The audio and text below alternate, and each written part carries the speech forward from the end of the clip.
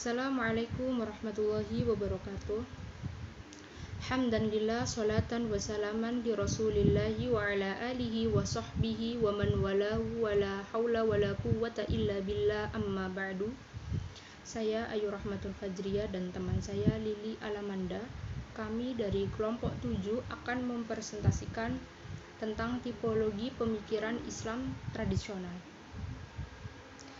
Di sini saya akan menjelaskan mengenai pengertian tipologi pemikiran Islam tradisional.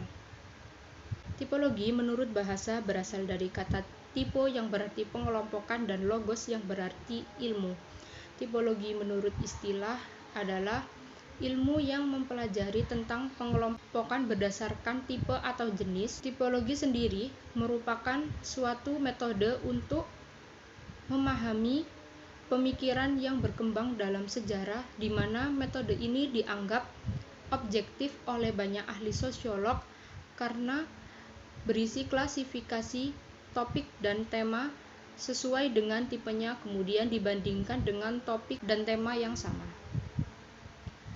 Tradisional menurut bahasa berasal dari kata adat, turun-temurun, atau mengikuti nenek moyang.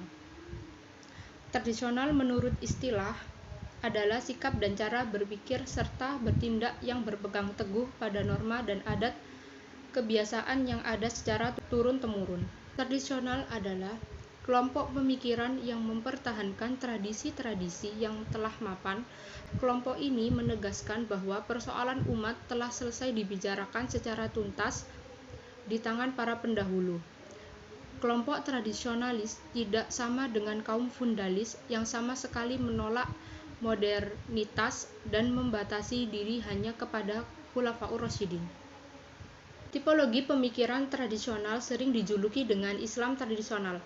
Tipe pemikiran tradisional ini adalah pemikiran keislaman sekitar abad ke-13 sampai abad ke-20 dan masih tetap terawetkan dalam budaya pemikiran keislaman sampai sekarang. Menurut M. Ridwan Lubis, di antara ciri-ciri Islam tradisionalis adalah keterkaitan yang mendalam pada mazhab dalam bidang fikih, tasawuf, dan berkembang pada pola kehidupan di pesantren, serta pemikiran yang statis. Islam tradisional mengandung pengertian yang luas karena tradisi pada umumnya difahami sebagai hasil perlembagaan praktik-praktik keagamaan yang diyakini bersumber pada syariah. Maka, tradisionalisme Islam diyakini para pendukungnya sebagai Islam murni. Pada slide selanjutnya, saya akan menjelaskan mengenai ciri-ciri Islam tradisional menurut Abu Dinata. Ciri yang pertama, bersifat eksklusif. Eksklusif adalah sifat terpisah dari yang lain, enggan menerima sesuatu hal dari kalangannya. Maksud dari eksklusif adalah tidak menerima pemikiran dari luar, terutama dalam hal agama. Ciri yang kedua, tidak dapat membedakan ajaran dan non-ajaran. Kaum tradisionalis beranggapan bahwa semua hal yang memiliki hubungan dengan agama adalah suatu ajaran yang harus dipertahankan keberadaannya, seperti menutup aurat adalah ajaran, sedangkan pakaian adalah non-ajaran. Mereka menganggap kedua hal itu merupakan ajaran sehingga pakaian yang bukan dari ajaran tidak dapat diubah. Ciri yang ketiga, berorientasi ke belakang. Kelompok tradisionalis mengukur bahwa apapun keputusan yang diambil oleh para ulama di masa lalu adalah contoh yang ideal dan harus diikuti. Hal ini terlalu mengagungkan para ulama lama dengan segala atributnya sehingga mengabaikan ulama mutakhir dengan komposisi ilmu kontemporer. Ciri yang keempat, tekstualis literatis. Golongan tradisionalis menitik beratkan ayat-ayat Al-Quran secara tekstual dengan tanpa melihat latar belakang dan situasi sosial yang menyebabkan ayat-ayat tersebut turun. Ciri yang kelima, kurang menghargai waktu. Tradisionalis cenderung tidak menghargai waktu atau tidak memperhitungkan waktu dengan baik. Misalnya, pendidikan pesantren yang kurikulum tidak ada batasan waktu yang menjadi titik finish pengembangan dan pembelajaran. Ciri yang keenam, tidak memahami sejarah masuknya agama. Di Indonesia, sebelum masuknya Islam, sudah menjumpai agama lain dan tradisi yang berkembang ikut mewarnai paham agama yang ada. Ciri yang ketujuh, mengutamakan perasaan daripada akal pikiran. Kegiatan-kegiatan yang dikonsumsikan untuk perasaan atau kegiatan bersifat spiritual, mereka rela mengeluarkan biaya yang nominalnya cukup banyak. Ciri yang kedelapan, bersifat jabariyah dan teosentris. Manusia hanya berpasrah kepada Allah tanpa campur tangan manusia dalam menentukan kehendak, dan segala sesuatu akan terjadi jika Allah mengizinkannya. Ciri yang kesembilan, kurang menghargai ilmu pengetahuan dan teknologi modern. Kelompok tradisionalis sering melakukan suatu pekerjaan dengan cara-cara terdahulu yang masih tradisional tanpa ada pengembangan dan memperbaiki keilmuan ke arah yang lebih efektif, efisien, cepat, dan tepat. Dan ciri yang terakhir adalah jumud dan statis. Jumud adalah sikap statis atau tidak ada pergerakan atau tidak mau berubah, berpegang pada pemikiran lama dan tidak menerima perubahan, bahkan mempertahankan apa yang dipandangnya sudah baik sejak dulu tanpa mempertanyakan secara kritis. Demikian materi yang bisa saya jelaskan. Untuk materi selanjutnya akan dijelaskan oleh teman saya. Bismillahirrahmanirrahim. Untuk selanjutnya yaitu pembahasan mengenai kelompok tradisionalis dan pola pemikirannya. Pada abad ke-19, Islam telah tersebar menjadi agama yang dianut oleh kedua lapisan struktur masyarakat Indonesia. Kedua lapisan struktur masyarakat Indonesia terdiri dari kelompok besar dan kelompok kecil, yang mana kelompok besar terdiri dari kalangan petani, orang desa, dan orang kampung. Dan kelompok kecil terdiri dari administrator, pegawai pemerintah, dan orang-orang Indonesia yang berpendidikan tinggi yang berada pada posisi sosial, ekonomi, dan kekuasaan yang lebih baik.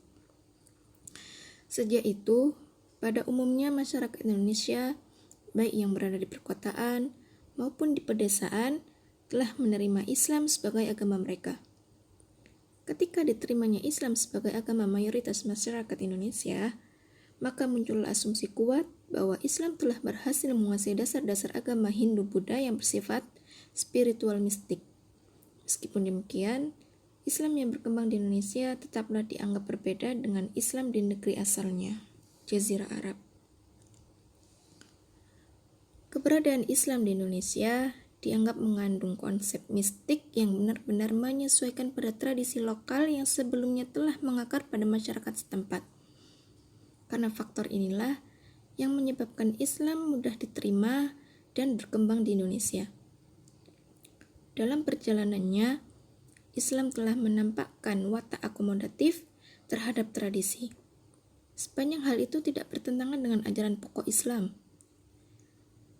Sikap adaptif dan akomodatif terhadap nilai-nilai tradisi setempat sesungguhnya merupakan sesuatu yang tidak sepenuhnya murni, tetapi memang cenderung disebabkan oleh adanya afinitas atau kesesuaian antara nilai yang diajarkan Islam dan nilai tradisi setempat.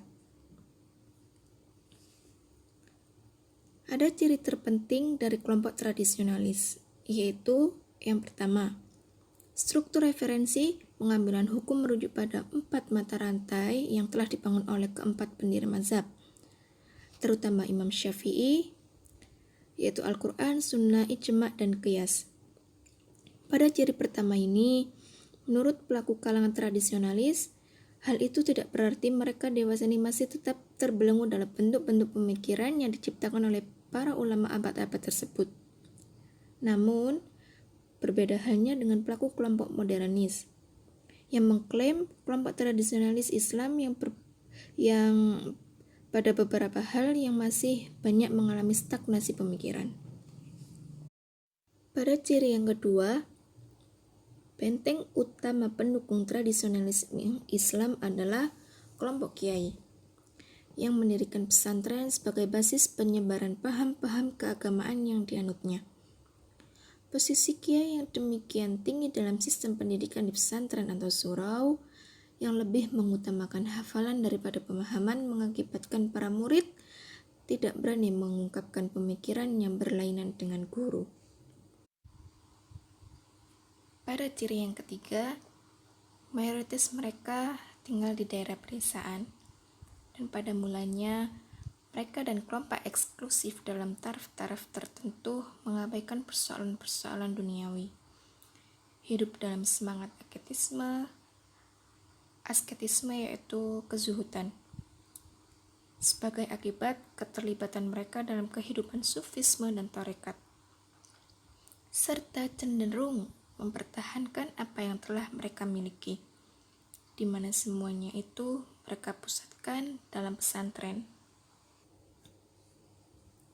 Ciri yang keempat, keterikatan mereka pada paham Ahlus Sunnah wal Jamaah yang dipahami secara khusus. Keterikatan mereka pada paham ini menjadi semakin ketat dan seakan pada gilirannya berfungsi sebagai ideologi tandingan terhadap perkembangan pemikiran kalangan modernis yang berusaha melakukan penyegaran pemikiran Islam dan menganjurkan umat untuk tidak terbelenggu dengan ajaran-ajaran mazhab yang empat.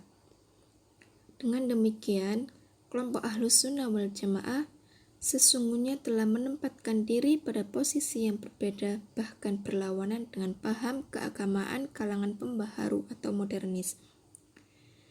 Pada ciri yang keempat, pada tahap demikian, paham Ahlus Sunnah wal Jamaah tidak saja menampakkan paham yang membedakan golongan Sunni dengan golongan non-Sunni, Syiah, Khawarij, dan Mu'tazilah, tetapi juga membedakan golongan tradisionalis dengan golongan modernis. Pada ciri yang kelima, kalangan tradisionalis menyandarkan pandangan keagamaannya pada 3 tradisi paham keagamaan, yaitu dalam bidang hukum menganut ajaran-ajaran salah satu mazhab yang 4. Sedangkan dalam prakteknya, kelompok ini merupakan menganut kuat mazhab Syafi'i. Dalam bidang tauhid, mereka menganut ajaran-ajaran Imam Abu Hasyim al-Asy'ari. Imam Abu Hasyim al-Asy'ari adalah pendiri golongan Asy'ariyah. Dan Imam Abu Mansur al-Maturidi. Imam Abu Mansur al-Maturidi adalah pendiri golongan Maturidiyah yang menempatkan diri pada posisi tengah dalam menggunakan akal ketika harus menerjemahkan ajaran-ajaran Islam. Dalam bidang tasawuf, kelompok ini menganut dasar-dasar ajaran Imam Abu Qasim al-Junaidi al-Baghdadi. Pada ciri yang keenam, dalam bidang syariah, mereka menjabarkan rukun Islam sebagai keharusan untuk mengucapkan 2 kalimat syahadat, mengerjakan salat 5 waktu, membayar zakat, mengerjakan puasa Ramadan, melaksanakan kewajiban ibadah haji sekali dalam hidupnya bagi mereka yang mampu. Jika rukun Islam ini dikerjakan dengan baik, baginya pahala surga yang abadi, sedangkan bagi mereka yang tidak taat, neraka adalah tempatnya nanti. Pada ciri yang ketujuh, dalam kehidupan ritualisme Islam, kalangan tradisionalisme mensahkan amalan-amalan tambahan yang dinilai baik menurut mereka dianjurkan oleh para ulama besar generasi sebelumnya, di mana amalan itu juga didasarkan atas sunnah Nabi. Ciri yang ke-8, lebih mementingkan kehidupan akhirat yang direfleksikan dalam kehidupan sufistik dan tarekat. Orientasi pada kehidupan asketisme ini lebih dimungkinkan karena kondisi pedesaan yang sangat sederhana. Tumbuhnya semangat anti penjajahan yang dirumuskan secara ekstrim, yaitu tidak mengikuti modernis, baik dalam berpakaian, makan, dan dalam bertingkah laku sehari-hari. Hal ini didasarkan atas ajaran man tasyabaha biqaumin fahuwa minhum.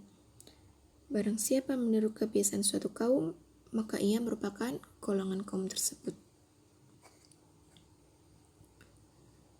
Pada ciri yang ke-9, tradisi keilmuannya dibakukan dalam kitab kuning yang berperan sebagai penjamu tradisi keilmuan lama yang telah berusia ratusan tahun, yang mengandung ajaran tauhid, fikih, dan akhlak. Disosialisasikannya kitab kuning di pesantren dimaksudkan untuk mendidik calon-calon ulama yang setia pada paham dan ideologi Islam tradisional.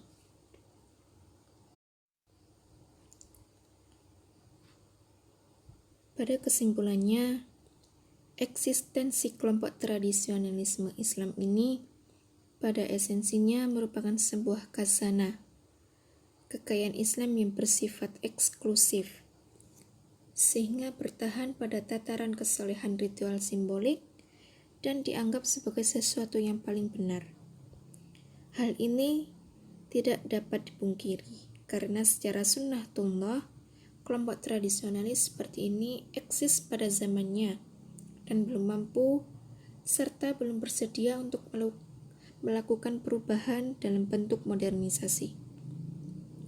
Dengan demikian, kelompok Islam seperti ini kadangkala bersifat fanatik dan kaku, sehingga sulit menerima modernisasi. Sekian dari kami. Terima kasih dan mohon maaf bila ada kesalahan dan kekurangan dalam penyampaian materi ini. Saya akhiri. Wassalamualaikum warahmatullahi wabarakatuh.